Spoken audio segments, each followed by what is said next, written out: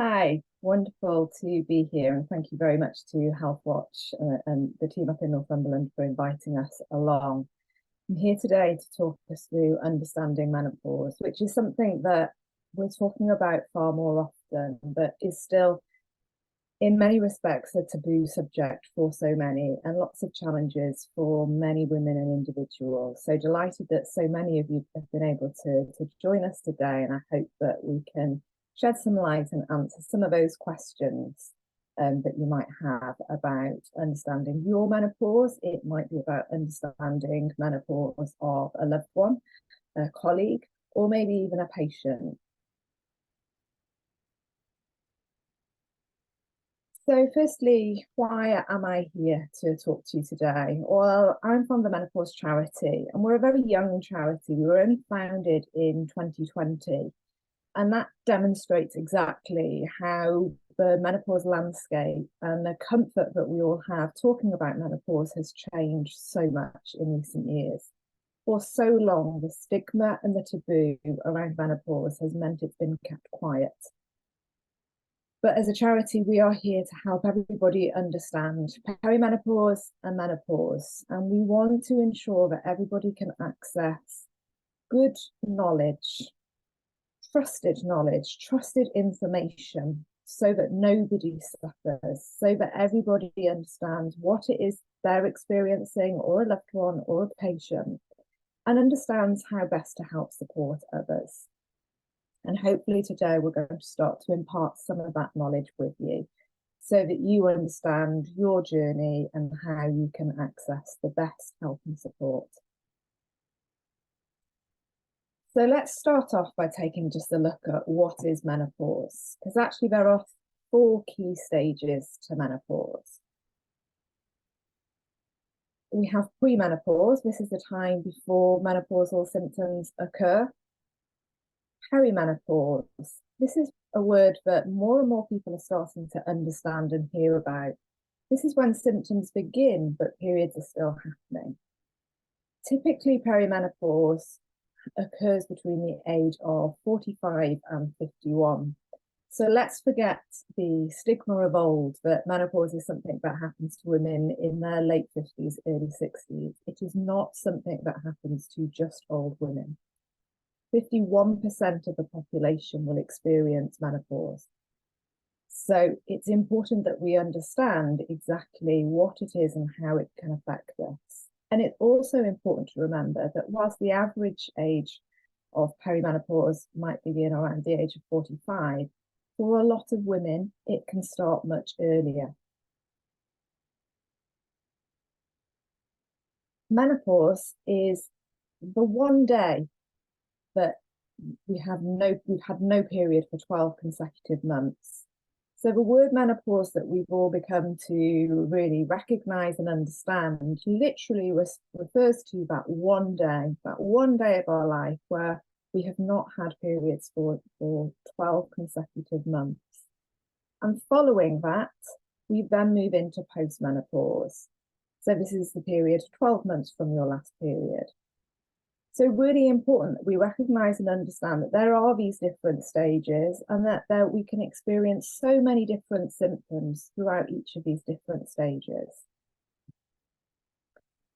And why is it that menopause is linked to so many symptoms? And what is it? Well, it's about fluctuating hormones.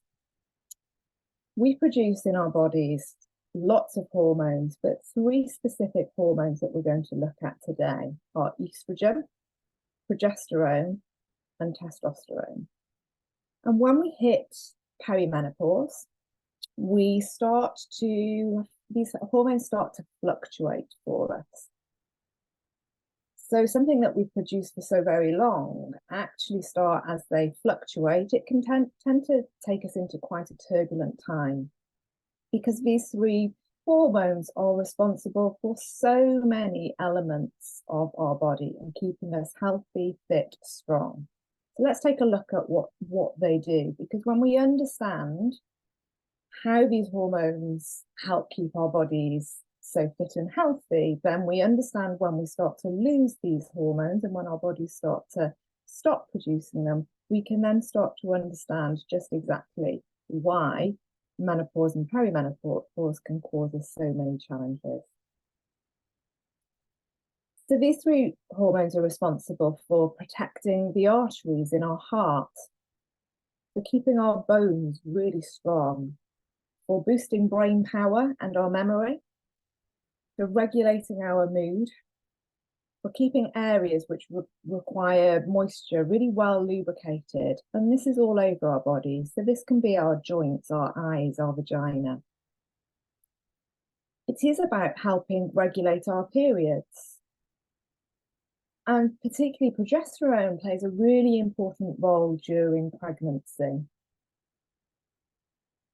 These hormones help to build our muscle, they boost our sex drive, and they give us more energy. So as I say, if these hormones are responsible for so many elements of keeping us healthy, fit and healthy, then it's easy to understand when our body starts to reduce the production of these, that it leads to so many different symptoms. We have estrogen receptors on every single cell in our body. So again, understanding that helps us again start to build this picture where we can join the dots to understand the impact.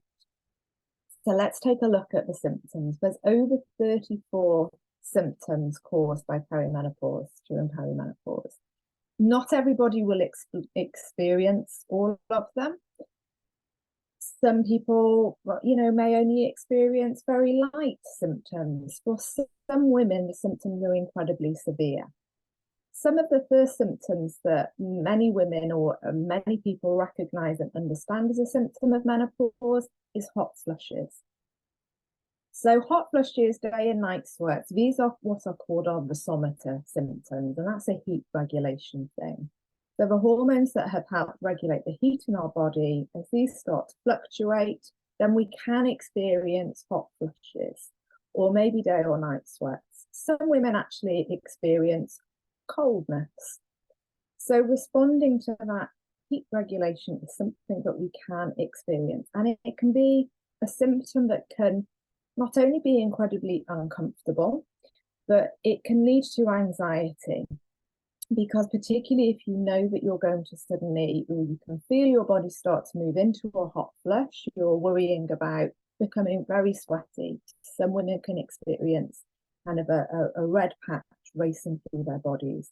And this then builds and reinforces some anxiety that they may experience. So yes, the hot flushes and the day or night and night sweats are probably symptoms that you're quite familiar with and recognize and know is connected to menopause. And let's face it, this last week, whilst after the summer we've been most grateful for the heat. If you layer on hot flushes during the heat wave that we've had, that can be particularly bad for a lot of women. Other symptoms are the physical symptoms that we can experience. And this is where quite often when I speak with people, they can start to say, I didn't realize that was a symptom of menopause. So even women who are quite comfortable and confident of where they are in their menopause journey can suddenly say, I didn't realize, for example, heart beating fast, so heart palpitations was a symptom. This now explains something that I was experiencing. So yes, many women will experience palpitations, and this could be a symptom of during perimenopause. Some women can experience pressure or tightness in the head and lots of headaches that can be quite debilitating, or can feel quite dizzy, faint.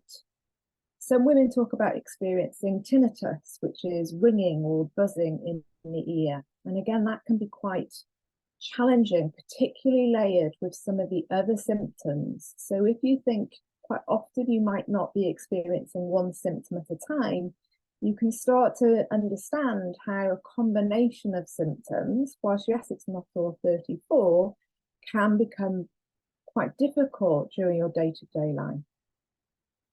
We quite often associate muscle and joint pains simply with getting old. Well, these muscle and joint pains are because of the reduction of these hormones that we've been producing for so many years. So again, understanding and recognizing that actually this is something we should be mindful of, and that there are things we can do to help improve the feeling of these muscles and joint pains, then again, that helps us so that we can continue to feel fit and healthy. Quite a lot of people don't recognize that symptoms such as dry or itchy skin, or even dry mouth and eyes, are not symptoms associated with perimenopause and menopause. And it can be quite common, actually, for many people. Many of us will recognize and understand because we're familiar that menopause does lead to the stopping of our periods. So many will have understood that there can be an irregularity to these periods. This can be really challenging for women, particularly in the workplace or simply going out and about during day-to-day activity, particularly if the irregularity of these periods are coupled with very heavy periods, so flooding. So again, really important that we recognize, not just for ourselves, but if we think about others in terms of how overwhelming and challenging these symptoms can be in terms of how we might feel, and how we might almost want to lock ourselves away a little bit because we might not know what's going to happen if we step out and about. So really important to understand that something like flooding isn't just a physical element, it can also play on our minds.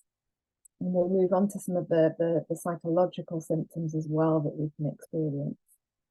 Other common symptoms, but quite often aren't clearly associated with menopause, is needing to go to the toilet more often or having leaks of urine. So quite often people might think, well, that's because I've had children, it's due to giving birth.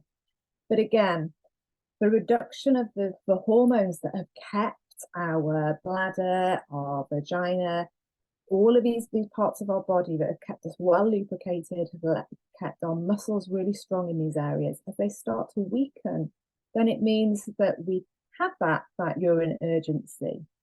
It can also lead to vaginal dryness, and that in turn can lead to sore or painful sex. And again, these are areas that quite often we don't talk about enough, and we don't feel comfortable talking about it. There are really simple steps that we can take to ensure that we don't suffer. And on top of this, either due to those symptoms or because it is a symptom in itself, often women will experience more symptoms such as thrush or cystitis episodes. And again, we all know that that can be really difficult and challenging for women. And quite often women don't seek treatment for this. But if we can seek treatment early enough, then again, we can go on to really thrive. And that's what ultimately we are aiming to do. As I say, on top of some of the physical symptoms that we can experience, we can also experience psychological symptoms. And this is what quite often women explain as the invisible symptoms, and things that quite often people don't appreciate. Whilst again, alongside hot flushes, there's been the taboo or the stigma, or even the jokes of past of the wild rages that women can experience during menopause. But it is no laughing matter if you are experiencing irritability or mood swings, coupled with feelings of low mood or anxiety, not only because that is a symptom in itself, but because you are experiencing or you're worried about experiencing some of the physical symptoms we've just spoken about. Quite often women have a loss of interest in things, just day-to-day things, hobbies that they've enjoyed previously. They may experience crying spells and generally feel unhappy. And quite often this is confused with depression, and it's really important that we recognize that menopausal low mood is not the same as depression. And menopausal low mood does not respond to antidepressants. So it is recognized and proven that that actually won't help the low mood that you might experience. And quite often women will articulate feeling low, knowing they're not depressed, but not really able to understand what it is. And it takes them some time to join the dots of the other symptoms to recognize that actually this is linked to perimenopause. If we think about women in the workplace and we consider that one of the symptoms is a loss of confidence, then we can understand why all of a sudden somebody who has really excelled in their role or felt very comfortable in their role for a very long time can suddenly feel very unsure and vulnerable in their role, regardless of the role that they're playing. Coupled with physical symptoms, that can really play on the anxiety. And a frightening fact is 1 in 10 women leave the workplace because of their menopausal symptoms. And it's really easy that we can prevent that. But it's important that we understand it, that we recognize it, and we all play a role to make sure that we keep women in their roles, thriving in the workplace. Because as women, we have such a fantastic input in terms of the work that we do. We also need to consider that menopause, perimenopause lands at a time where there might also be an awful lot going on in our lives. We may have children at home, they may be very young, demanding a lot of our attention. It may be that they're about to leave home and fly the nest, that can again play into some of these feelings that we might have. We may also have aging parents who are requiring our time. And all of these pressures can become really overwhelming on top of juggling the symptoms of menopause. It can lead to, and we can have difficulty in concentrating, we can have brain fog, and we can have memory problems. Quite often women will talk about forgetting words, but they always knew. They can put car keys in the fridge and find random objects in cupboards that shouldn't be there. This can start to cause alarm and panic in women, where they start to have concern in case they are showing signs of dementia. And again, all of these things can be really easily resolved just by sharing knowledge. So that is a whistle-stop tour of the many symptoms that we can experience. And I share those not to cause panic or alarm. I don't want people, particularly maybe younger women who we speak with, who dread this phase of life. But it is important that we know and we understand all of the symptoms, because as I say, understanding the symptoms that we might experience, joining the dots, we can then start to look to get a diagnosis and to take steps to help alleviate those symptoms. Sometimes even just knowing why we're experiencing these symptoms can actually help us feel that much better.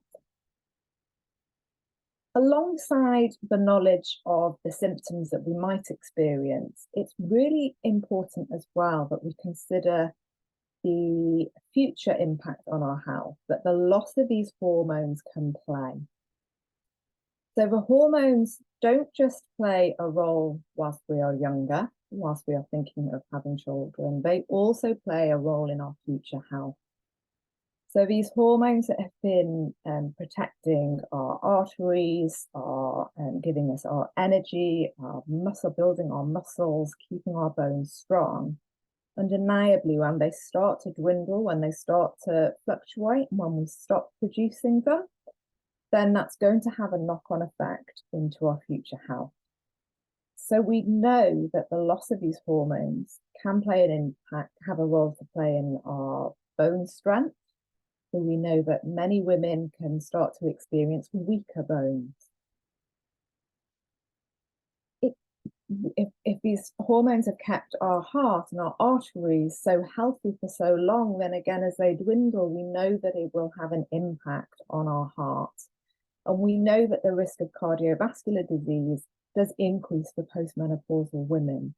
So again, it's important that we recognize that it's not just the symptoms we're experiencing, but thinking about our future as well. And of course, our brain health, our cognition. So thinking about that brain fog, that brain memory, and that fear that some women have about dementia and Alzheimer's, then again, we need to think about what steps can I be taking now to keep my brain active, to keep my mind healthy? What conscious steps can I take around my brain? So if we consider that we want to be healthy long into our future, then it's important that we look at menopause as the whole and not only focus on those symptoms that we might be struggling with and experiencing now, or indeed for those women who fly through menopause and don't have symptoms, which are very fortunate. It is still equally important for them to know and understand, because it's important that we make some conscious steps to protect our future health. We are living so much longer than we ever did, and we want to make sure that as we move into our postmenopausal years, that we're thriving. And that's why we share this information, not to scare people about menopause, but to offer support and to make sure as we move beyond menopause, we're actually thriving in life. And that's a real privilege I have with so many of the women that I meet. Or there comes a time and an epiphany point when women begin to thrive, and menopause can actually be liberating once we've got a hold of these symptoms and we have a different viewpoint on our lives. So that's the impact that these fluctuating hormones can have. Let's take a look about what we can consider and the steps that we can take to try and help alleviate those symptoms, but also think about our future health. So there are 6 steps that we encourage people to consider. And these are all simple lifestyle changes that we can make. So it's really important to consider movement and moving more. So I don't advocate that everybody wants to suddenly take a hardcore exercise. Fantastic if you do, but we recognize that that's not what works for everybody. So if you're somebody who doesn't currently enjoy lots of exercise, or maybe because of all of your symptoms and because you're feeling so lacking in energy, and maybe if your bones and muscles are aching, then the last thing you want to do is to consider exercise. There are still lots of conscious steps that you can take to make sure that you are moving more. So even if it is just making sure that you walk regularly, when you go to the supermarket, can you make that conscious step to park further away from the supermarket than you need to? In work, can you take the stairs rather than opting for the lift? What can you do in terms of those simple steps to ensure that you move more? Because movement has so many positives for us. It will alleviate those symptoms, both physical and psychological. It is recognised and proven that a little bit of exercise each day will absolutely alleviate some of the mental health concerns that we have. And we know that it will help keep us more fit and healthy as we move forward in our future lives.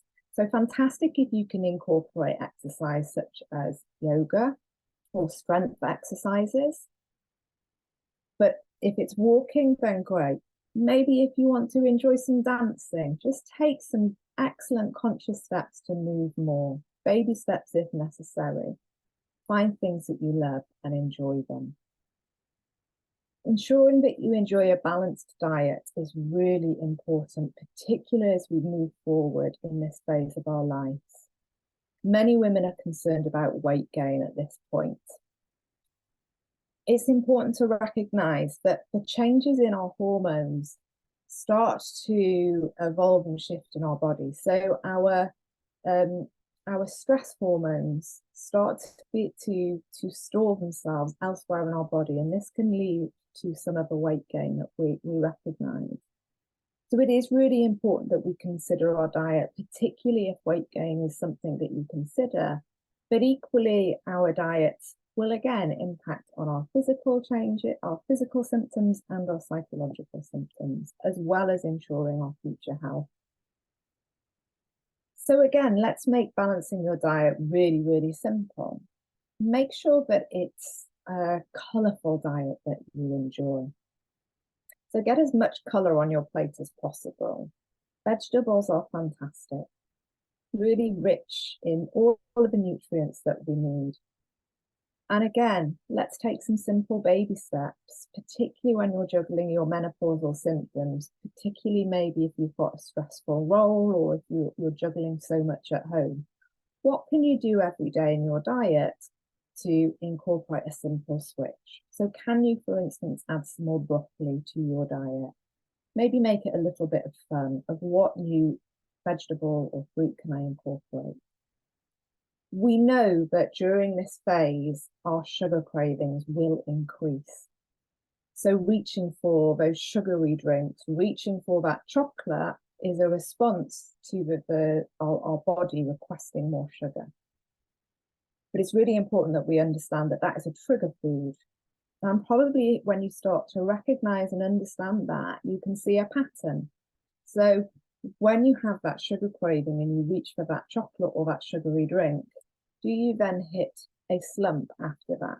Do some of your other physical symptoms start to get worse? When you know and understand that, then that can help you make some of those positive steps. So can you switch that chocolate for some healthy fruit? What are the other go-to things that you can do? Everybody enjoys a little bit of chocolate. I'm not saying cut it out entirely, but recognize when it's a trigger in your body and maybe find an appropriate time and do what you can to help yourself at this point. It's also really important to understand the role that caffeine, alcohol, and smoking play on our bodies. So absolutely reducing these is really important.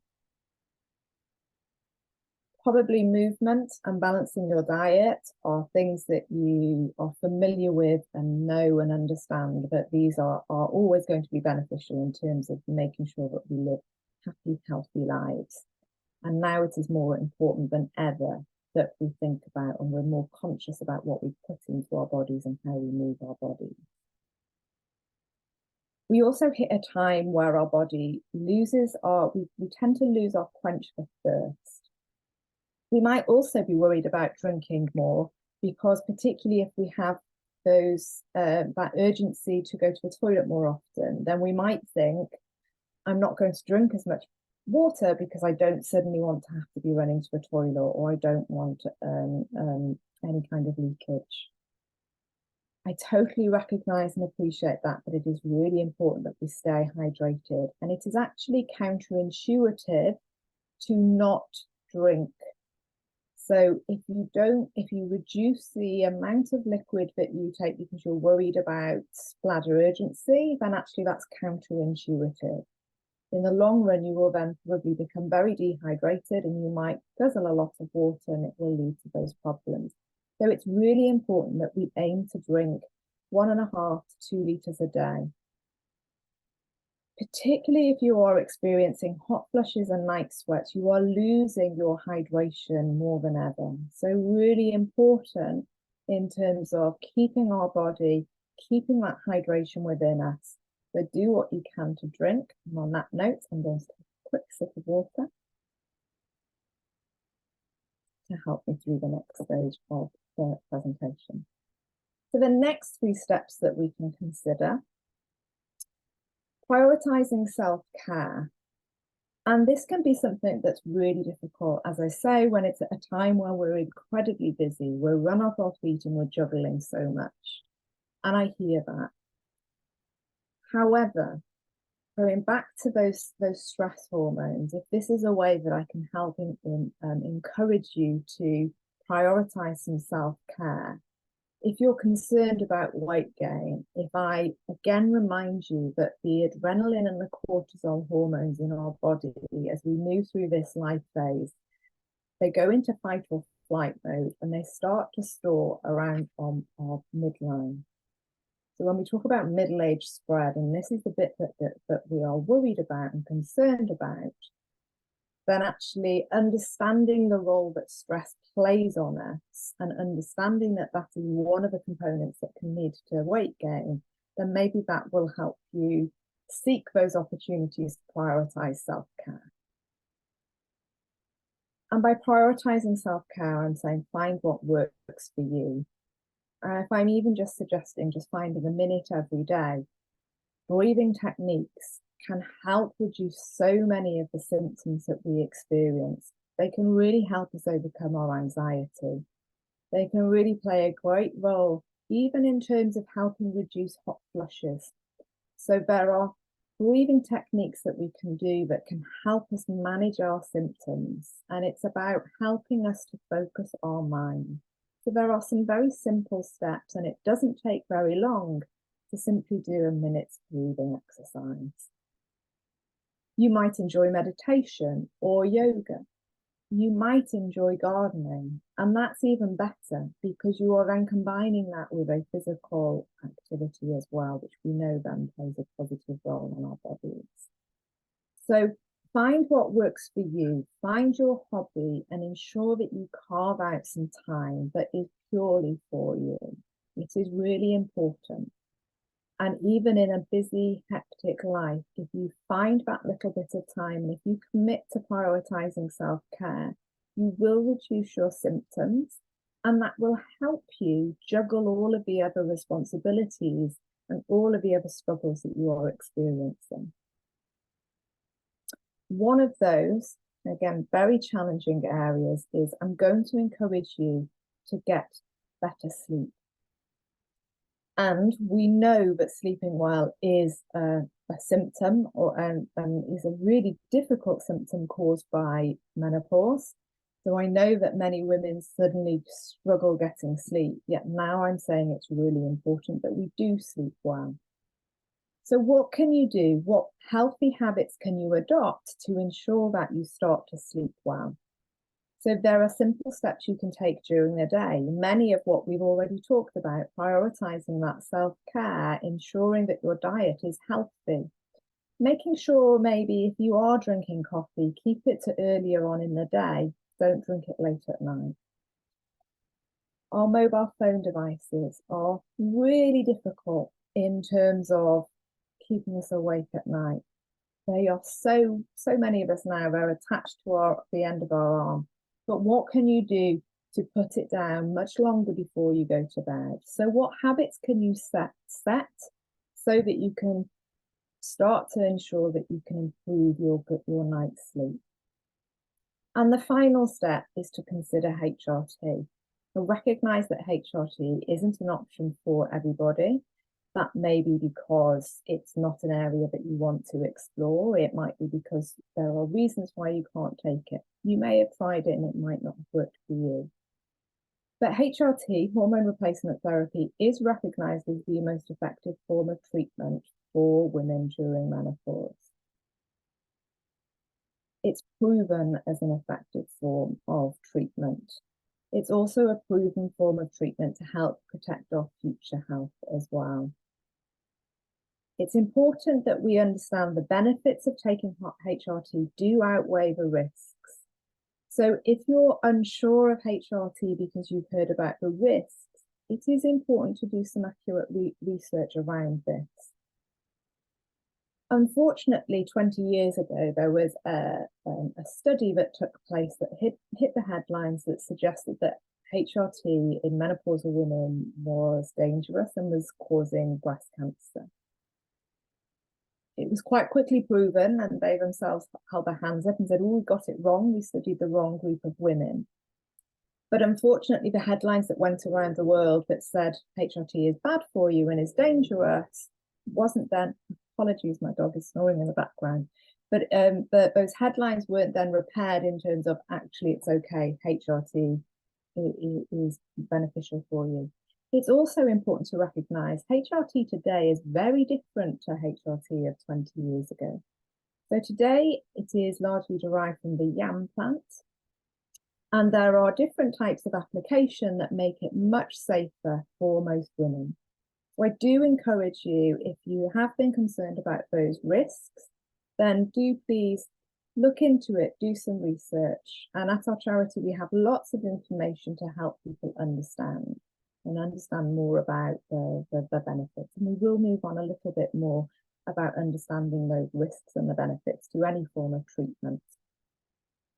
Other treatment that can help, particularly with your psychological symptoms, are talking therapies. So cognitive behavioral therapy, is a fantastic technique that can help you if the psychological symptoms are really playing a difficult role in your life. So hormone replacement therapy and talking therapies are two forms of treatment that are proven and are recognized by NICE, who regulate our health. So they are recommended forms of treatment for most women.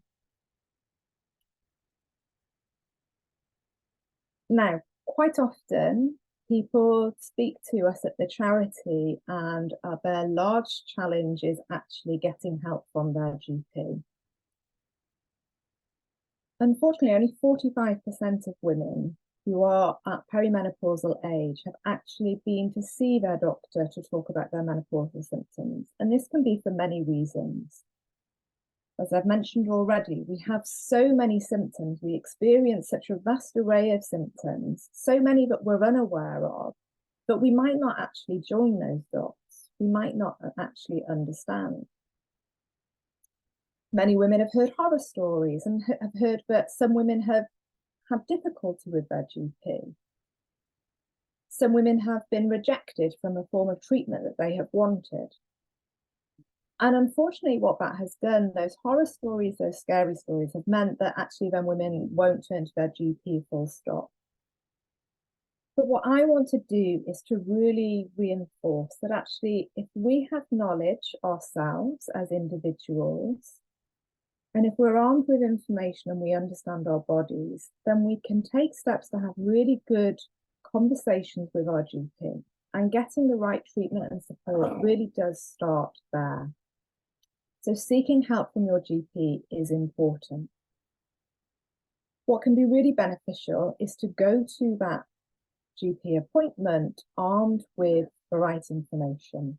Because if we only present and we only talk about maybe one symptom, we only have a 10-minute window, then we might not be able to, again, help our GP see the full picture. So together, we might not be able to join the dots that the symptoms we're experiencing are menopausal. So how can we get the best from a GP appointment? So be prepared.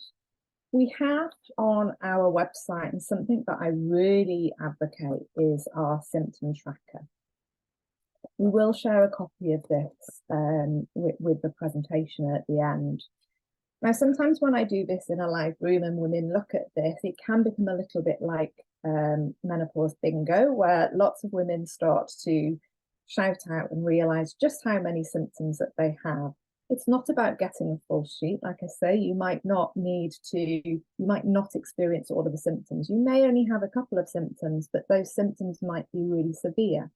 Or you may have a lot of symptoms that are low in their severity, but the combination make it very difficult for you day to day. So going along to that appointment prepared and indicating that actually, look, these are all of the symptoms that I have can be a great starting point for your GP. So understanding those symptoms and taking that list along can help inform that appointment with your doctor.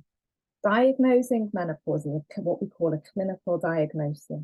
So that is where you and your healthcare professional make a diagnosis together. You do not necessarily need a test to prove that you are perimenopausal. A doctor might seek a blood test if you are under the age of 45, or maybe if they want to ensure that there's some other conditions or other conditions that we might want to rule out. But a menopause diagnosis is a clinical diagnosis where we talk through our symptoms and we make that diagnosis together. Make a note of any changes that you've noticed to your periods if you're having them, and that can again be really, really helpful. Changes to your periods, you don't need to wait to have that change to your periods. So quite often women equally think that they can't go to their doctor until their periods have stopped, but that's incorrect. If you are still experiencing your periods as you always have, but you have the other symptoms, then it is still worthwhile going along. But if you have noticed changes to your periods, then again, make a note of those and take them with you. Always important to take along a list of your medication and any supplements that you may have been trying to help alleviate with some of those symptoms, just so that your doctor has a good, well-rounded review.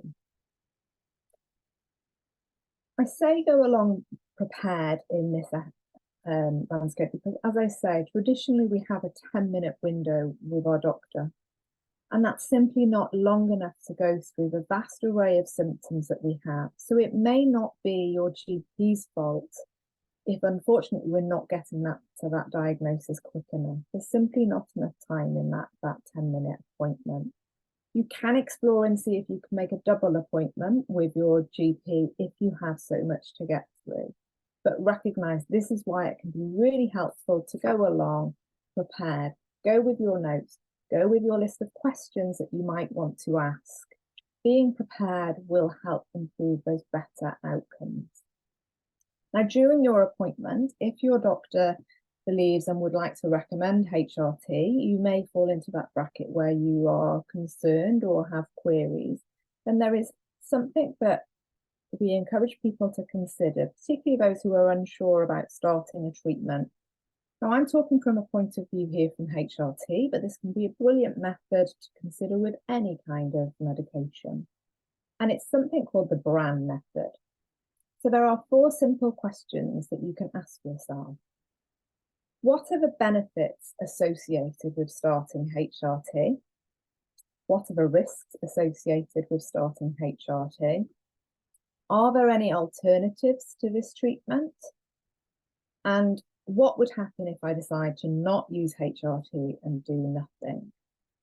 So these can be 4 brilliant questions for you to ask yourself, to maybe ask your doctor, because in your appointment, your doctor is required to share some of the risks of that HRT. And for many women, that can feel really overwhelming. But like I say, it is important to recognize that that happens with any form of medication. It is proven that the benefits absolutely far outweigh. But if you still have concerns, then these questions can help in that appointment with your GP. So really important to go along armed. And I do hope that if you in particular have been struggling or have been anxious about seeking help from your GP because of what you've heard, then I hope this has helped to encourage you, because starting that starting point of getting the help for your symptoms, of helping your future health and experiencing those future health benefits, they all really start with that good conversation with your healthcare professional. We are always very quick to share our negative stories. We very rarely share the positive stories. So I'll start here. I have experienced in the past poor service when I have experienced women's health issues. However, when it came to my diagnosis for my perimenopause, my GP was absolutely fantastic, really good, really well informed, really reassuring. So remember, we hear the negative stories, we don't always hear the positive stories. And it's great that Health Watch is here to help us with these situations. But it's important that we don't put off going to see our GP because of maybe some of the negative stories that we've heard. If you do experience difficulty, then Health Watch can help. We also have information on our website in terms of steps you can follow if you've been to see your GP and they won't help you with the treatment that you want. Unfortunately, as I say, the studies of the past, the research of the past has influenced some healthcare professionals' viewpoint on HRT, and that has led to frustrations for some women who can't access the treatment that they want. So there are some great questions that you can ask if that is a position that you find yourself in, but it's best to get to that point and not put off going to see it. You may have joined today not because you're experiencing menopausal symptoms, but because you're thinking about somebody else. That might be a loved one, it might be a partner, a family member, it might be your friend, it might be a colleague, or it may be a patient. And one of the best things that you can do when it comes to menopause is to listen. Quite often we're very quick to share our stories, but it's important to recognize that no one menopause journey is the same. Everybody's journey is independent and unique to somebody else's. So being able to listen is really important. So how do you actively listen? Use open questions. If you think back to some of those symptoms that we've talked about in terms of anxiety, a loss of confidence, what questions can you ask to help somebody who may be struggling open up a little bit? Summarize what you've heard. So don't be quick to share your experiences. Summarize exactly how this other person is feeling. Validate their experiences. Reflect on what they've said and really think about how vulnerable they may feel at this point, and how equally, whilst today they're struggling, tomorrow they might feel great. Perimenopause and menopause can be a real roller coaster of a journey, and you don't know where you're going to be on that path at any one point. So reflect and remember how this loved one's feeling. Clarify any points in terms of what they say, particularly if we talk about and think about the mental health aspects. Sadly, suicide does peak in women of this age, and we hear many really sad stories. So do ensure that if somebody is struggling with their psychological symptoms, just clarify some of those points and ensure that they know that you're always there for them, and absolutely signpost them if needed to the right places to get the best support and help for them. Encourage them to not feel alone. Quite often when I bring together a group of women, even though they know that 51% of the population are going to be experiencing this, even though they may know that their friends are experiencing something similar, quite often in themselves, they can feel really isolated. They can feel like they are the only ones going through this. So encourage them to not retract and encourage them to be present. Encourage them to know that it's okay to not be okay. And react. Always make sure that you reassure them that you've listened, that you've had empathy, that you've got empathy for what they're going through. And like I say, it is really important that we recognise that no one journey is the same. And equally, just as much as no one journey is the same, everybody responds differently to treatment options or different steps that you can take. So whilst hardcore exercise might work for one individual, it may exacerbate symptoms for somebody else. So share what works for you, but ensure that you are sharing what works in an encouraging way, an empowering way, but not as a direct line of advice. As I say, everybody's journey is different. It's unique. We all respond, we all react differently. It's important that you have the knowledge to own your own menopause. And I hope today that I've helped share some information that helps you do just that, to help you own your menopause, or to help you support somebody else so that they can own their menopause. Share your stories with one another, because sharing does help us understand. Stay informed. Always make sure that you seek trusted information. Fortunately, more people are talking about menopause at the moment, but that also means that it is being slightly commercialized, and there are some people who are seeking it as an opportunity to capitalize and profit from vulnerable women. So make sure that you seek out the trusted information that you can. So all of the information on the Menopause Charity website is what we call trusted information. We have a clinical advisory panel, so a group of individuals who review our clinical information. So it is independent of any one viewpoint.